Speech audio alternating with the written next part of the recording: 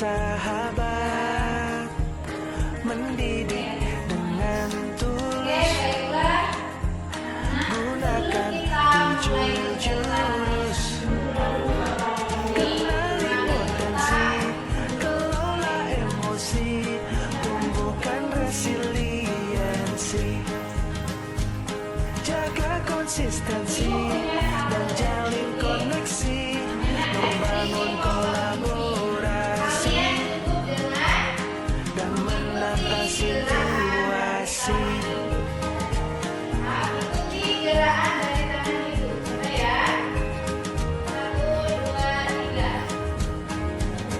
Sekolah aman dan nyaman dan juga menggembirakan,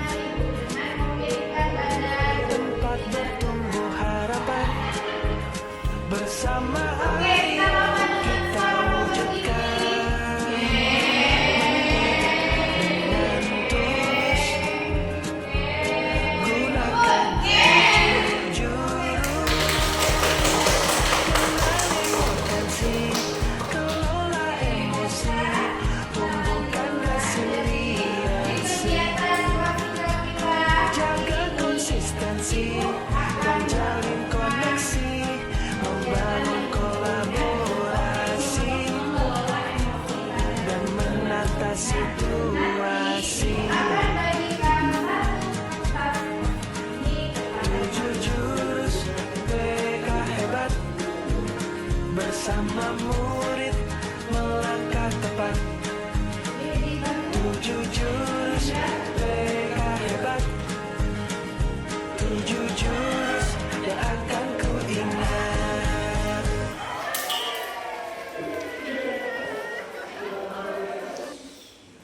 Sudah? Kalian sudah dapat kertasnya? Nah, dari kertas yang kamu pegang itu diibaratkan adalah perasaanmu. Jadi, ibu mau minta kamu untuk memberikan respon terhadap cerita yang ibu ceritakan nanti. Nah, kamu akan berperan sebagai Dimas dalam cerita ini. Kemudian, kamu harus bisa merasakan apa yang ada dalam cerita itu atau yang Dimas rasakan. Bila yang Dimas rasakan itu gembira atau senang, maka silakan elus kertasnya. Tapi bila dalam cerita itu Dimas kecewa atau marah, boleh kamu lampiaskan dengan di kertas dengan meremas ataupun merobeknya. Paham? Paham. Mari kita mulai. Silakan pejamkan mata. Ibu akan bacakan ceritanya. Tokoh utama dalam cerita ini adalah Dimas, siswa kelas 10 yang sangat antusias dengan teknologi dan selalu berusaha menjadi yang pertama mencoba hal baru. Dimas sudah menanti-nanti hari itu. Setelah menabung berbulan-bulan, dia akhirnya berhasil membeli smartphone impiannya.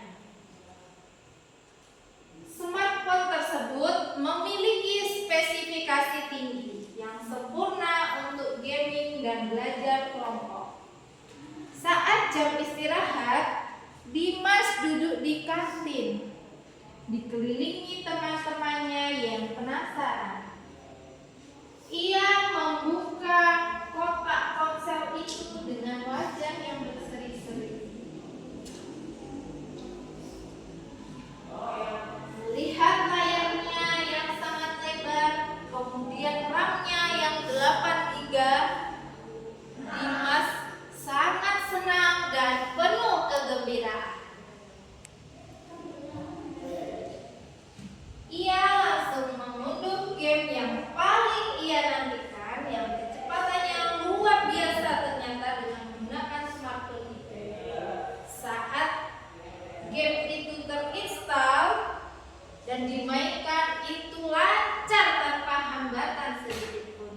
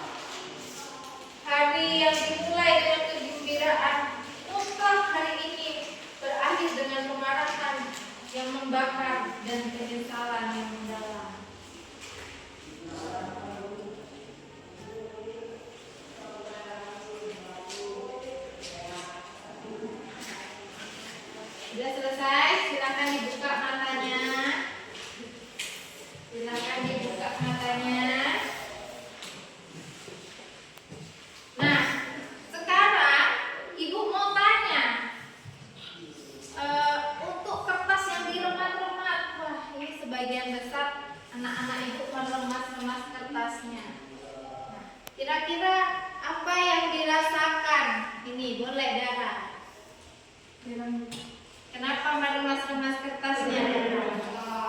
Kesel Bu, Kesal. Kesal karena udah nabung lama-lama, HP-nya pecah dari ya. Kemudian ibu tanya dengan Silvi, kenapa meremas-remas kertasnya Silvi? Emosi, marah, kesal ya. Kemudian ibu tanya dengan Rian, kenapa Rian meremas kertasnya? Marah. Nah ini kalau Widya yang diremas cuma setengah, kenapa nih Widya? Emosi pada saat itu. Oke. Nah, ada 2 orang nih yang menarik. 2 orang kertasnya masih coba dulu. Oh, ada sedikit busuknya, ada sedikit. Satu lagi pantul masih sedikit juga. Remasannya tidak terlalu nampak. Nah, coba bisa dijelaskan dulu mungkin Ulil. Kenapa tidak meremas kertasnya?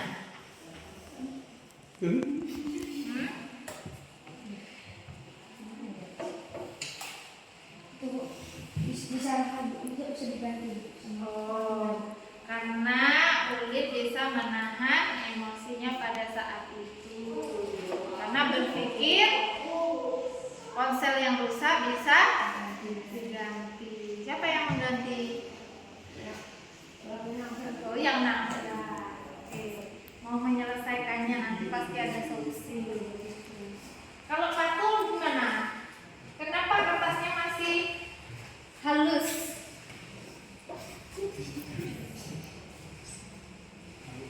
Kenapa kertasnya masih halus? Kenapa tidak memberikan respon apa-apa? Tidak emosi. Kok tidak emosi padahal ponselnya sudah dirusakkan dengan kawan? Kan nanti bisa diganti. Oke, tepuk tangan untuk semuanya.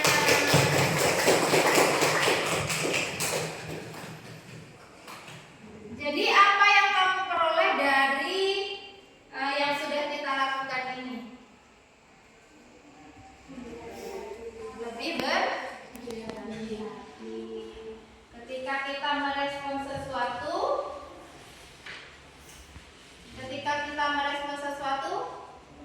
jangan langsung emosi. Coba dibuka kertasnya yang sudah kamu lecek-lecek tadi. Coba dibuka. Oke, dibuka. Kira-kira bisa tidak kertas yang sudah kamu remas-remas ini bisa kembali halus seperti semula? Tidak. Apakah dia walaupun kita gosok dia bisa halus seperti semula? Tidak. Apa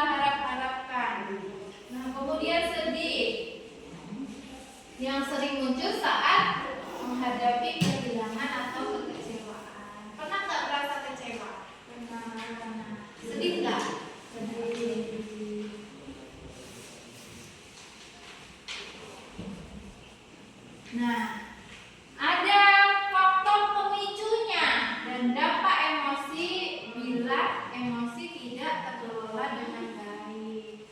Nah, yang pertama itu faktor internal.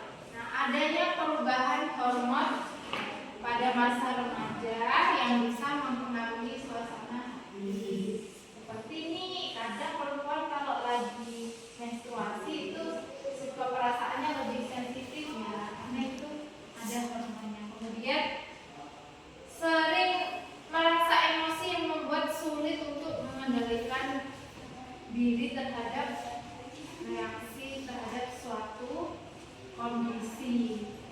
Ketika menghadapi satu kondisi, terkadang kita emosinya tidak terkendali atau marahnya nggak sesuai dengan kondisi saat itu. Kemudian faktor eksternal, tekanan dari lingkungan sosial atau dari media sosial atau tuntutan akademik dapat menambah stres. Nah, tekanan dari lingkungan sosial nih, misalnya siapa? Teman, keluarga, tetangga. Kemudian jadi remaja itu perlu belajar menghadapi tekanan agar tidak berdampak negatif pada kondisi kesehatan emosional. Kemudian dampak negatifnya apa? Emosi yang tidak dikelola dengan baik itu mengakibatkan konflik, perilaku impulsif atau meledak-ledak marahnya, kemudian bahkan menyebabkan masalah kesehatan mental. Penting untuk memahami bahwa pengelolaan emosi yang baik dapat mencegah hal ini. Nah, kadang di antara kamu sering terjadi konflik itu karena apa? Karena kita tidak dapat mengelola emosi dengan baik.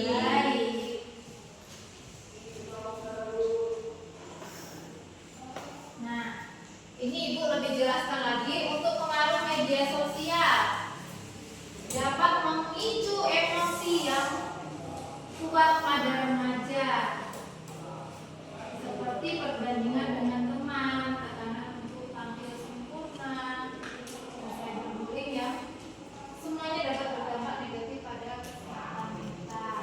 Nah, misalnya ini yang di media sosial itu sering kita ingin tampil sama seperti orang ini. Sekarang trennya lagi apa sekarang? Trennya kalau di sosial media bergaya bermake up, yang full make up. Kalau tidak bisa bagaimana? Kalau kita tidak bisa mengikuti, ada rasa minder, sedih. Kemudian, nah ini caranya. Yang paling penting adalah cara untuk menghadapi emosi kita bagaimana sih? Nah, yang pertama mengenali emosi. Kenal dulu apa yang kamu rasakan. Nah, memahami perasaan yang muncul. Nih, aku bakal misalnya ketika menghadapi satu kondisi atau satu situasi, kamu tentu tahu. Nah, ini aku marah. Kamu paham gak kalau kamu lagi marah? Nah, ini aku lagi marah. Tekanan darah kamu saat marah bagaimana? Coba kamu pegang di dada kamu. Dadanya itu lebih kencang dari biasanya. Kemudian menyalurkan emosi. Setelah kamu kenali emosi kamu sedih. Emosi kan ada sedih, ada gembira. Nah, setelah kamu tahu, nah bagaimana cara menyalurkan emosinya? Seperti misalnya kalau kita lagi sedih, kita menulis. Kamu curhatkan semua yang kamu sedihkan itu dalam tulisan. Kemudian bisa juga olahraga. Kalau kita lagi marah nih, ada beberapa cara. Nanti ada di slide selanjutnya nanti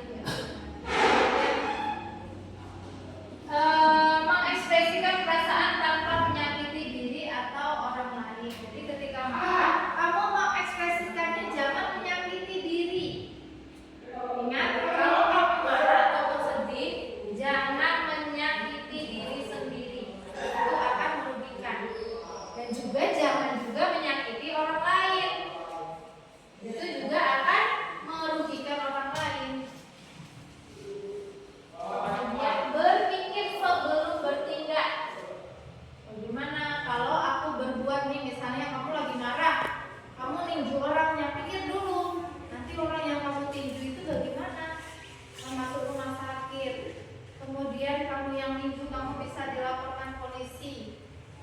Lalu kamu bisa kena pidana. Nah, itu harus kamu pikirkan dulu sebelum bertindak, itu penting.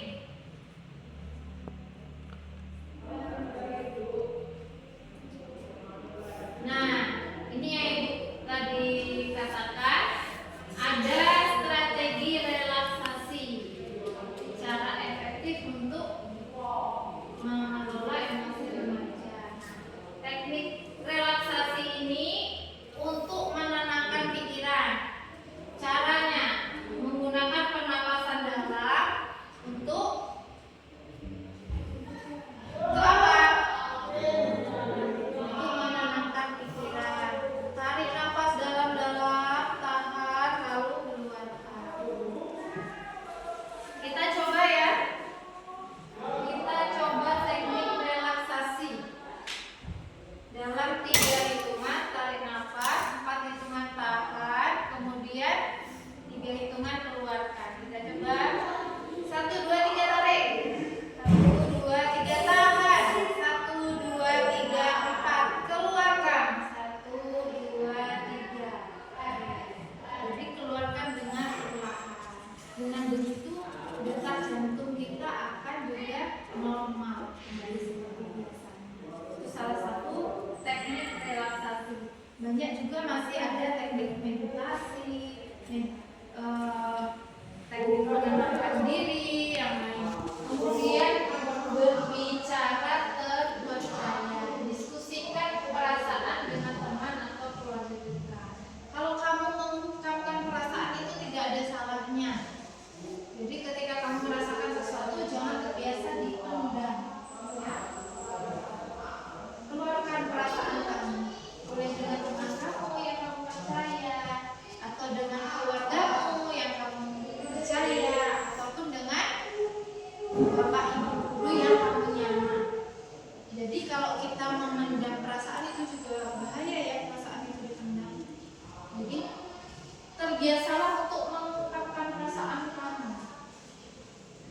Aku kesal loh tadi, aku kok sudah lambat, aku masih dihukum. Kamu cerita dengan kamu, nggak apa-apa. Walaupun cerita itu hanya yang sepele. Nggak selalu mengungkapkan perasaan atau bercerita. Kemudian menjaga keseimbangan. Pentingnya tidur dan pola makan sehat. Kalau tidur yang cukup, tentu emosi kita lebih terjaga. Tapi kalau menjaga keseimbangan itu contohnya tidur yang cukup dan pola makan. Kalau kita tidurnya cukup, mudah-mudahan pikiran kita juga tenang. Jadi tidak mudah emosi, tidak mudah marah.